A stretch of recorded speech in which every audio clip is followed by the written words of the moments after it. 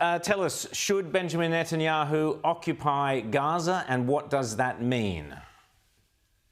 Well, he should. He should keep this war going. He should push forward until Hamas is defeated and removed from control of the Gaza Strip. Occupation, people talk about occupation, actually. What it really means, what's really happening is a push now to take over the 25% of Gaza that is not under the IDF's control. The 75% is, but that 75% is largely unpopulated. The remaining 25% is where most of the Gazans live.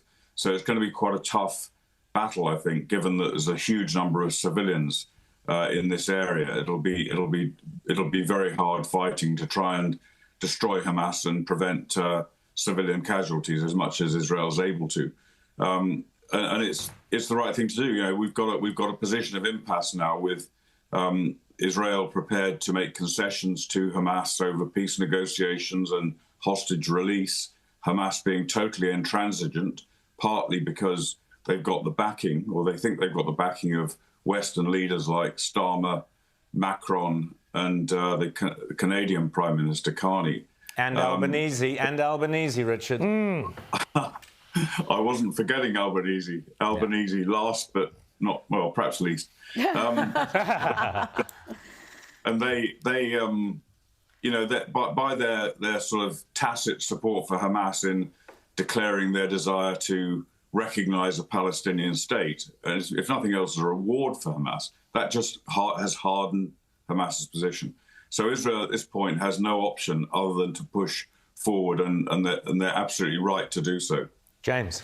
Well, they may have no option to do so, but boy, looking at it from here, it's not a great option. I mean, you're going to be talking about something that could involve house-to-house fighting. Every single civilian casualty that does occur is going to be trumpeted all over the global media.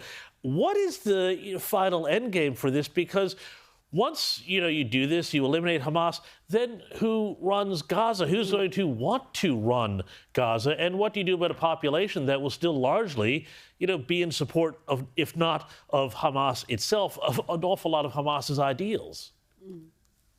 Well, James, you're absolutely right about the potential for large numbers of civilian casualties. And there have been a lot already in this war, and there will be more, unfortunately.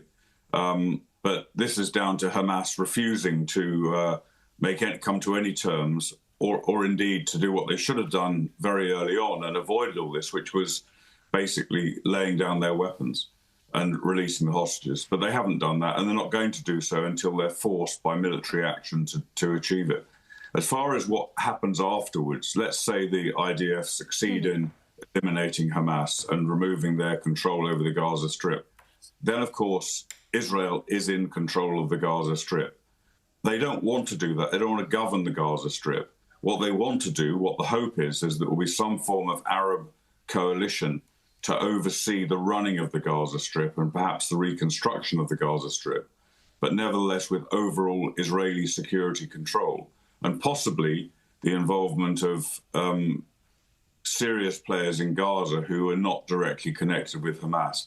I think that there are many plans, and there have been many plans since the beginning of this war for the situation after the war ends, but none of them can be implemented or finalized even until the war does end and we see the situation at the end of the conflict.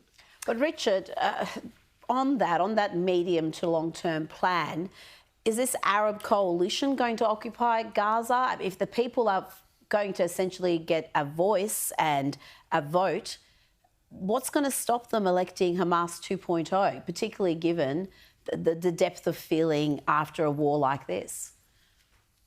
Well, it's a very good point. And I think there's, I don't know at what point in the future there's likely to be any elections in Gaza. Who knows? But I think they will have to have a form of governance imposed upon them, at least on for a temporary period at least. Thereafter, you're absolutely right. They could attempt to revert to something along the lines of Hamas, assuming Hamas is out of the picture. And the same applies in the West Bank, in Judea and Samaria. Hamas is the most popular political entity in the West Bank, as it is in Gaza. And the IDF, the Palestinian Authority haven't held elections for 15 years or whatever it is, for exactly that 19 years, I think, for exactly that reason. And the only way that situation is controlled is by the IDF presence in the West Bank. Otherwise, it would be exactly the same as Gaza is now. So it's a very complicated situation with there's no satisfactory solution, in my view, at the end of this. And Richard, you were actually there. There's all this debate about the aid and is the aid being blocked or not blocked, etc., etc. I even saw a rather ridiculous story about the UAE dropping aid by parachutes and it's landing on people's heads and killing them or something or other. I mean, the nonsense that we have to put up with. You were actually there delivering the aid. You've been there very recently, last week I think it was. Tell us the situation with the aid, the delivery of the aid and what's happening. Are people starving or is the aid getting through? I was there a couple of weeks ago, about 3 weeks ago, went to visit the Gaza Humanitarian Foundation's secure aid distribution sites where they take aid into Gaza. They've delivered millions and millions of meals already to Gaza in the 6 to 8 weeks they've been operating. And they take it to distribution sites. People come and collect it. And it's very successful. It's very effective. And the other alternative is the United Nations. Their aid, they've been delivering aid since the conflict began, allegedly. But even they confess that 87%, I think it is, of the aid deliveries that they have mounted into Gaza since May have been hijacked and haven't reached their destination. And where does that go? It goes into the hands of Hamas. It's sold on the black market. Those people who need it are not seeing it unless they've got enough money to pay for it. So you end up with any shortage of aid there is due to the UN's inability to get it to its destination. All the people I saw at the Gaza Humanitarian Foundation aid sites, which were thousands of Gazans, I spoke to at least 100 of them. All the people I saw, there was no sign whatsoever of starvation or, great hunger. They were lively. They were very, very happy with what they were getting. They were very pleased. They were for the first time in the war, they've got free aid as opposed to the UN aid that's been hijacked and sold in the marketplace.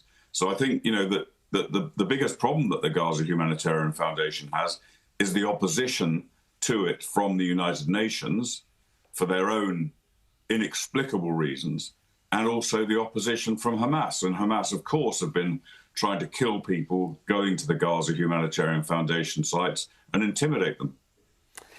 Colonel Richard Kemp, it's always terrific to chat to you. You've been there on the ground, you know what's really going on, and thank you so much for sharing it with us here on Outsiders, as always. Thank you so much, Colonel Richard Kemp.